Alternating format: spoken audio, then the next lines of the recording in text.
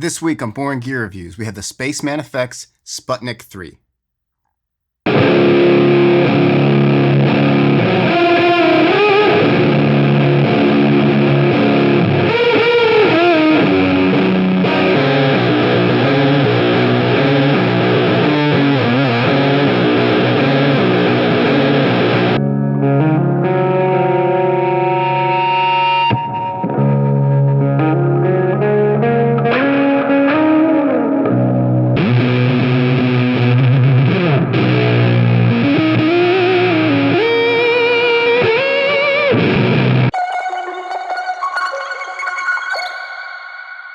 Thanks so much to Spaceman and Distro for sending me the Sputnik.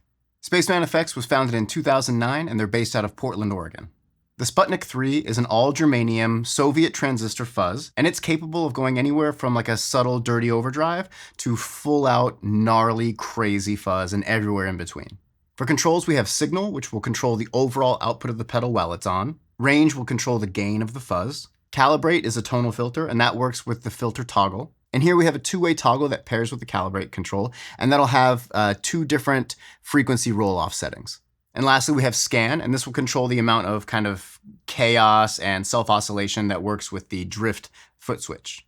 So you can set this knob to whatever you like, and that'll only be engaged when you step on the drift foot switch. And finally, we have a true bypass soft relay switch, which will toggle the pedal on or off. For today's demo, I'm using my 1989 Orville by Gibson ES-335, and this has Tyson Tone Deacon pickups. And that will be going into my UAD Apollo X6 and using the soft tube JMP 2203 amp sim. All right, so for this first clip, we're gonna have the signal around 3, the range at noon, the calibrate just under 3, and the scan just past 3, maybe closer to 4 o'clock. So you hear my clean tone, and then I'll engage the Sputnik III, and you'll hear this really kind of biting, aggressive, but not harsh fuzz. And then in the second half, I'm going to turn on the drift control, and you'll hear how crazy it gets. So the drift function is interesting. It works kind of in pairing with the calibrate. So kind of where the frequency is will determine kind of where the self-oscillation and madness happens with the scan knob. So it's an interesting pairing. You can really find a lot of different cool sweet spots and combinations. Here, when I engage the drift, it gets hyper aggressive. What I really love is in the last section, I'm gonna back off of my pick attack. So you'll hear this kind of constant self-oscillation squeal as I'm playing under it. And because I'm playing lighter, the fuzz ends up being a little more gated and broken, and it just makes for this really kind of scary tone. It's super cool, very aggressive, very unique. Oh, and here the filter toggle will be set to the left, so enjoy.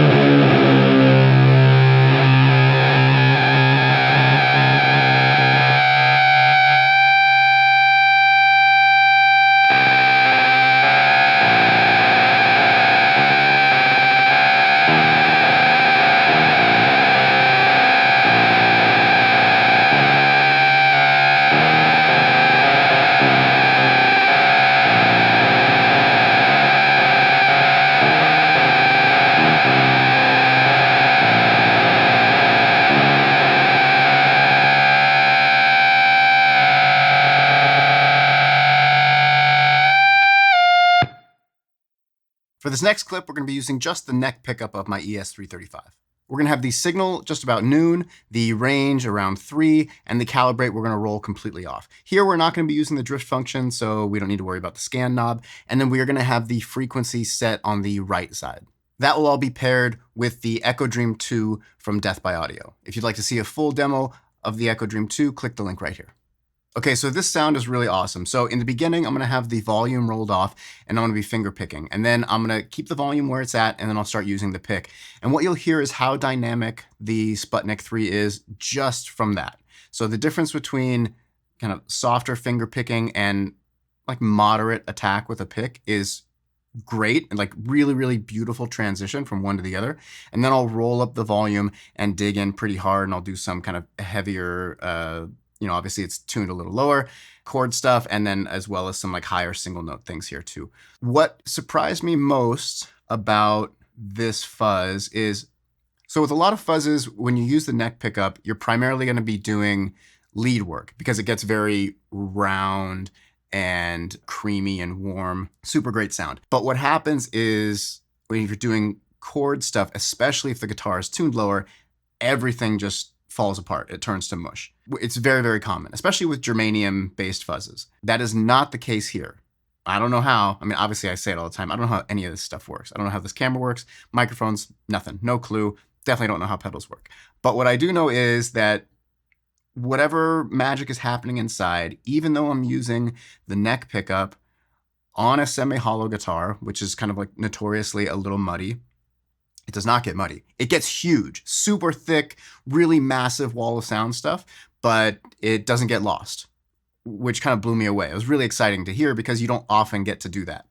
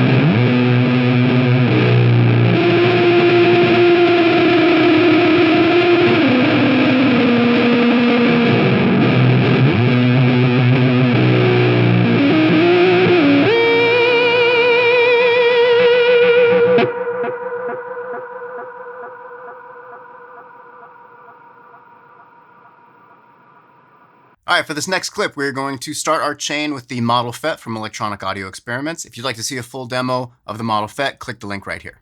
And this will be set as kind of like a dirty boost, I guess. That will be going into the Death by Audio rooms, and here we're going to have just like a fairly large digital reverb. So we're going to start with the Sputnik III only, and here we're going to have the signal maxed, we're going to have the range around 9 o'clock, and both the calibrate and scan somewhere around 1 or 2. We're going to have the filter set to the left. And in this clip, because we're keeping the gain relatively low, we're going to have a very gritty kind of forward overdrive setting. In general, I found that this pedal always feels very present and forward. It's not soft is the word I want to use, but I don't mean that to say that it can't get kind of clean. I mean that it doesn't ever feel like it's sitting back. There are some drive pedals that blend into the background, or maybe they're just lacking in definition. This has a ton of definition. It is always very, very forward.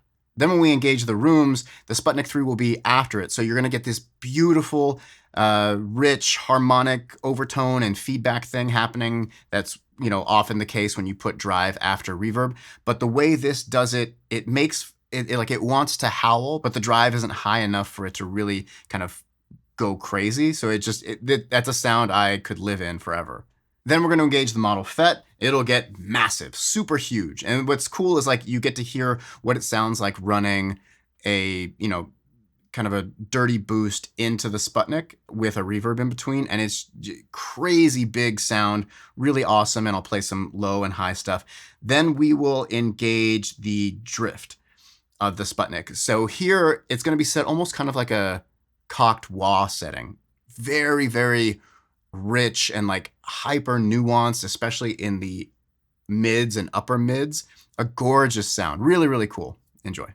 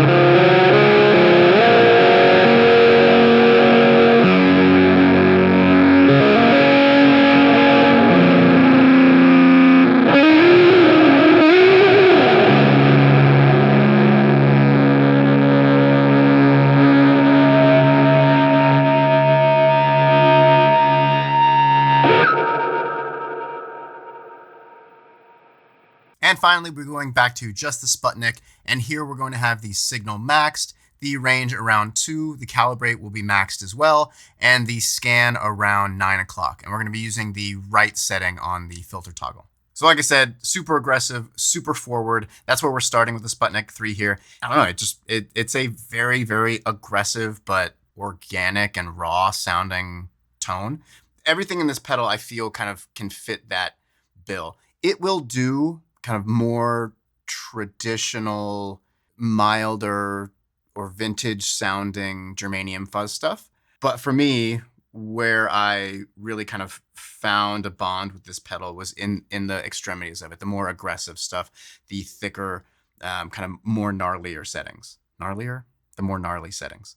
And here when I engage the drift, it'll just add a little bit of glitchiness. So you'll hear some sub-octave stuff and a little bit of, awkward pitching things happening, but it's very, very subtle and blends perfectly with the bass tone here.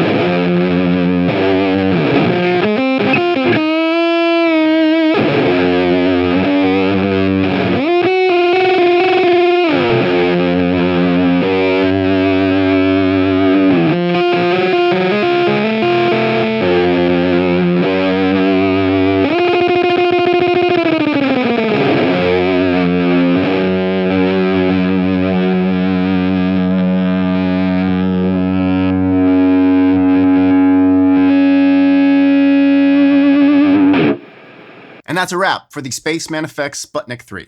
This pedal is kind of highly coveted and sought after, and for good reason. It's not hype. This thing is legit.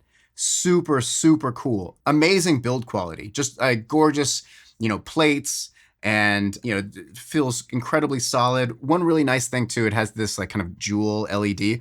When you use the bypass, it's red, and then when the drift is blue, so when you engage them both, it turns purple. It's just a cool little function, and it has nothing to do with the actual functionality of the pedal, but it's just a cool little touch. It can be difficult to look at a fuzz and say wow, that is totally unique, but I can unequivocally say that here. This fuzz is wholly unique, super high quality, amazing sounds. I'm a huge, huge fan. I'm looking forward to using this quite a bit. Links for Spaceman and Moss Distro and everything else I'm using in this video are in the description below. And you can also find links to my Bandcamp where I release all of the clips from these videos, as well as my music project, Grey House. I release stuff for that too. And if you dig this content and you'd like to see more, consider hitting that subscribe, like, and notification bell so you get notified every time I release a new video, which is every week. As always, thank you guys so much for watching, and I'll see you next week. Peace.